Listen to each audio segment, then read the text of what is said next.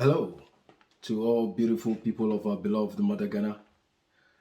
Welcome to NutSege, where it's all about country and people for the betterment of Mother Ghana. Yes, please, in the interest of Ghana must work, do forward this video to other Ghana-loving Ghanaians. Subscribe to the channel for more patriotic views from country and people point. Yes, IMF. Ghana's approach to IMF to the 17th, I think 17th or the 18th time. I think it's 17th time. And so we thought to talk about it. There are a lot of talks, reservations, recommendations, and support for the move. But we would, as some of you will know by now, the NutSege, we look at some basic facts. In the facts, we raise questions, and then we look at the headlines as per the assertion of our leadership and within the community of politics, and raise questions from country and people point. And so today will not be any different. Welcome. IMF. Ghana goes to IMF again. I mean, Ghana has been to IMF for several times. To the best of my memory, I am not aware of any significant change as far as our economic affairs is concerned. That's my opinion. And we will see what IMF does and what we should be expecting. So, when did the IMF come into existence? The IMF formally came into existence 27th December 1945. Then it was only 29 countries that ratified its article of agreement. By the end of 1946, IMF had grown to 39 members. So my first question is, these initial members, they decide what goes on with the rest of the members? Because as I've said earlier, I'm not personally aware of any significant economic improvement as far as Ghana's approach to IMF is concerned. But let's carry on. What is the mission of IMF?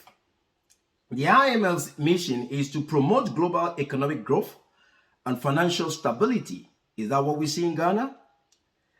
Encourage international trade and reduce poverty around the world. Is that what we see in Ghana? Reduction of poverty? Is that what we see? The International Monetary Fund is based in Washington, D.C., America. Why is the IMF ineffective? Of course, these questions are on the internet. You can go and research it for yourself and see what it is that is said about IMF. So why is the IMF ineffective or said to be ineffective?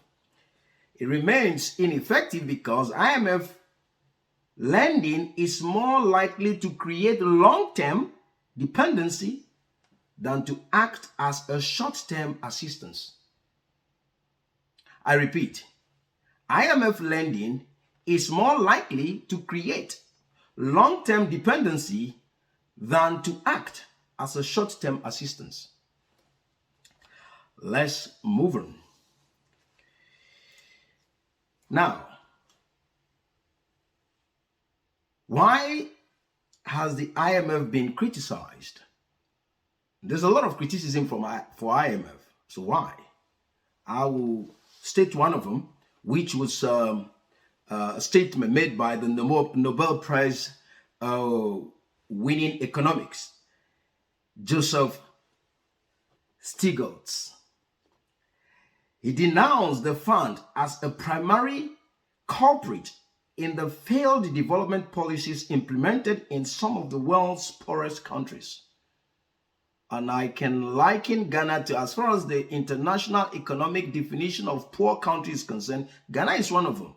And this Nobel Prize winning economist is saying IMF is the primary culprit in the failed development policies implemented in some of the world's poorest countries. Could Ghana be one of them? You find the answer for yourself. This is why in NutSege, we read the facts and we raise questions from country and people point. No partisan sentiments. Beautiful. So, the International Monetary Fund works to achieve sustainable growth and prosperity for all of its 190 countries. From 29 countries to 39 by the 1946, as of today, it's 190 members. And its intention is to help promote financial stability, monetary cooperation, which are essential to increase productivity, job creation. Is that what we see in Ghana? Job creation? And economic well-being. Is that what we see in Ghana? Anyway, now those are some of the basic stuff that we have there. Of course, over the years, Ghana has gone to IMF. Personally, I even suspect the change in our education system to this junior high school and senior high school is as a result of some of these international monetary programs.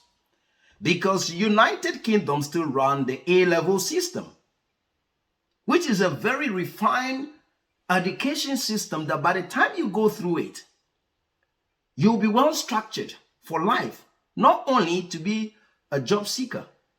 So why have we adopted this questionable education system, which I suspect could be one of the international programs that has led us that way? But it's subject for debate and argument. You have other facts, please bring it. Now let's carry on. Now there are some very, how many of them? Let's see. I think 9 strong disadvantages that have been identified with IMF. And I'll just run through them quickly and wrap this up. Okay? Ghana has already intended to approach IMF to help them with their economic challenges. Should we be going to IMF with all the resources we have? You know, our country, our leadership continues on this questionable spending behavior. And then when they encounter challenges, they seek an international interference. It's just like you as a manager of your own home, you're spending in a way that has led you to a place where you said, okay, instead of you to adjust your spending behavior, you carried on until you are now struggling, and then you will now invite an external person to come and decide what goes on in your house. In effect, that individual can come in and say, okay, your children are not going to have breakfast anymore. Lunch and breakfast will be together, brunch. Dinner, no maybe juice, they'll drink water. They're going to decide what goes on in your house. And that's my basic explanation of IMF programs.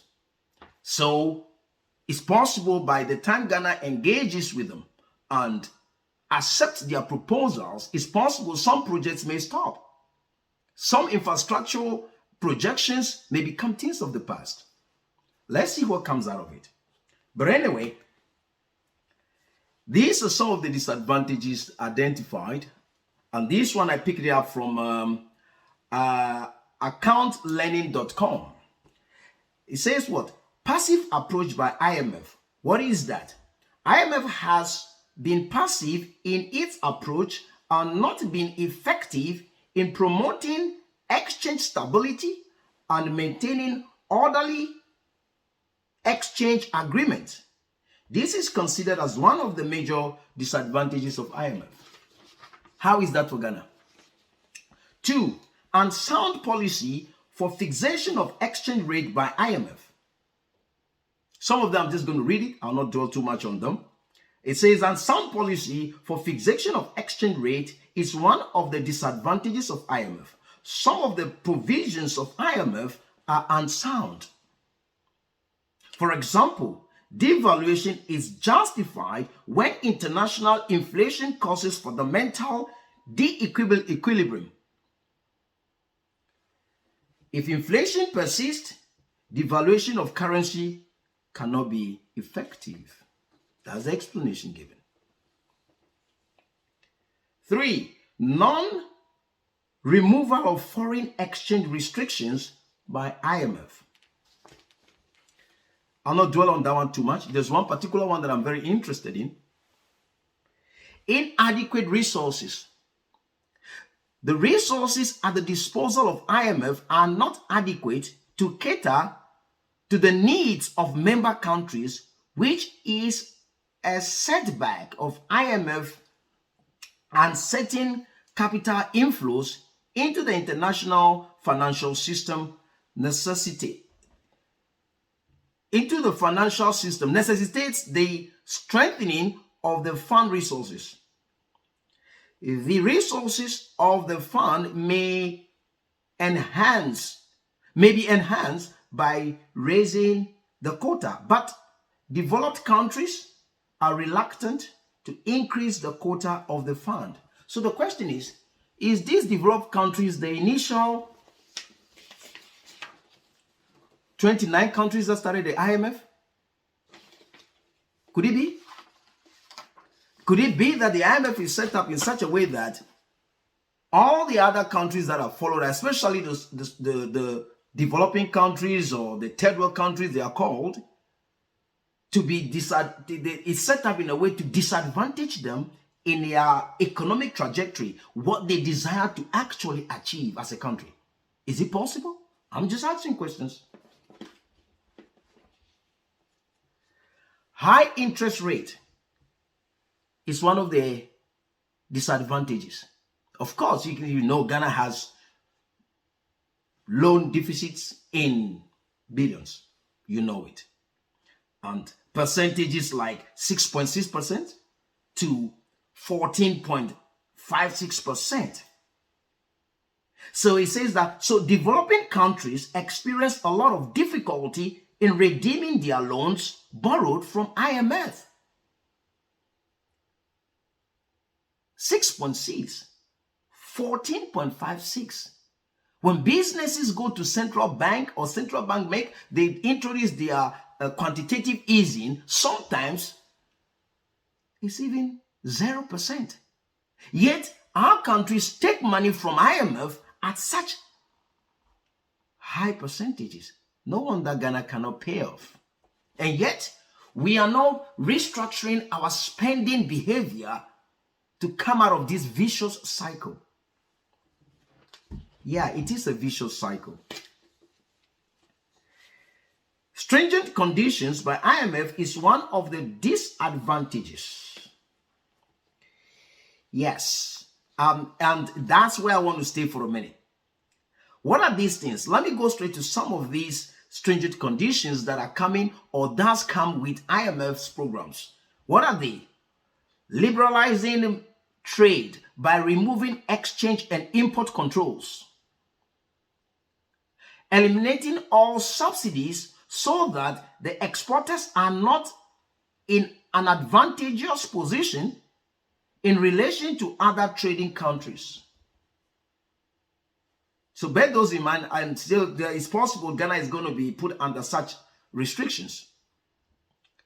Treating foreign lenders on an equal footing with domestic lenders. The fund maintain a close watch on the activities of the borrowing countries related to monetary, fiscal, trade, and tariff programs. IMF's intervention in the domestic economic matters of the borrowing countries places them in difficult position. Bear that in mind. Those are some of the restrictions IMF will place when you go to engage in any of their programs, whatever the program it is. I'm not sure what Ghana is trying to achieve this time around with IMF being the 17th time. What has come out of the previous ones that we have done? You see, anyway, I don't want to, let me just carry on quickly. I don't want this to be too long. 7, failure to play an effective role in international monetary matters is one of the disadvantages of IMF. 8, failure to tackle East Asian currency crisis is one of the disadvantages of IMF. Then 9, domination by rich countries is one of the disadvantages of IMF. Could these rich countries be the initial 29 countries that started it? They dominate. They decide what goes on. Is it possible that in their decision, in their dominance, they decide on policies, programs that disadvantages some of these developing countries to their advantage? As a matter of fact, Ghana has even gone HIPIC before. Heavily indebted poor countries. Ghana has been one of them. When I was looking at these heavily indebted poor countries, those that have participated in those programs, of course, Ghana participated in this when during the President Kufuor's time, Ghana went HIPIC. Interesting enough, 37 now almost I think 40 countries that has participated in the HIPIC program. 30 to 32 of those countries are all in Africa. Why? But this Africa is known to have a lot of natural resources that forms the backbone of these so-called, or not so-called, these developed nations or the dominant forces in the IMF. It doesn't add up for me.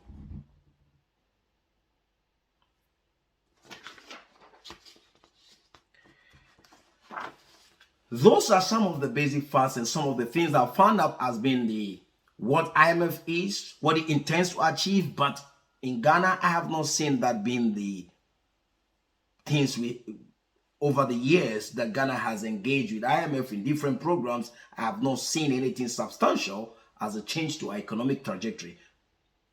Okay, so let's see what some of our political leaderships are saying, or other different courtesies, what they have to say. KSM said, Ghana's 17th visit to IMF is remarkable display of financial indiscipline, which I agree totally. Like I cited earlier on, using a house as an example, instead of you to adjust your spending behavior and find a way to increase revenue, you carry on and now saying that, okay, I'm struggling, please come and help me. And this person comes in and tells you what you can or cannot do. So I agree with KSM, is indiscipline. We can't continue paying huge monies to political leadership.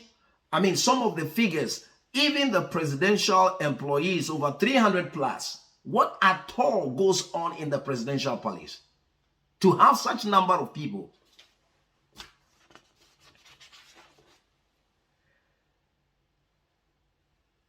IMF says that we will speed up efforts to provide economic support for Ghana. But if you remember some of the things I read, they are slow to do those things. So they set you on a course to begin to make adjustment in accepting their program, but they delay in putting the infrastructures in place for you to execute what you are agreeing to. So that is detrimental to your economy and development. Think on that. But they said they will speed it up, so we hope so. Ghana looking at 3 years, 3-year IMF program for 2 billion to 3 billion. That is said by the finance minister, and I picked that up from the CNBC website.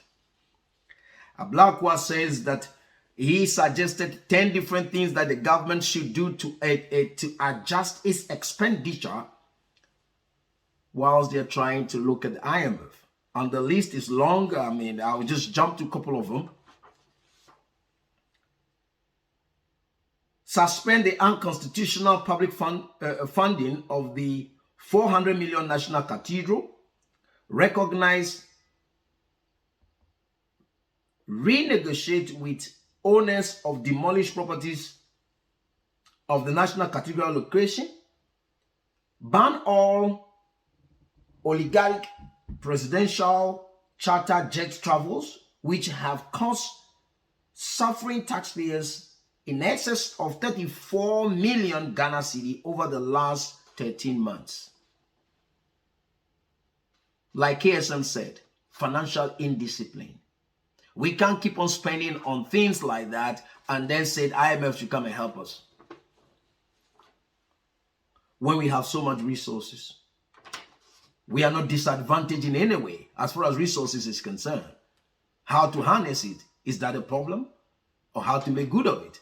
Or we just don't care? Which one is it? The list, I mean, you can go to Ghana Word and you will see the list of suggestions from Ablakwa. Now, the finance minister says that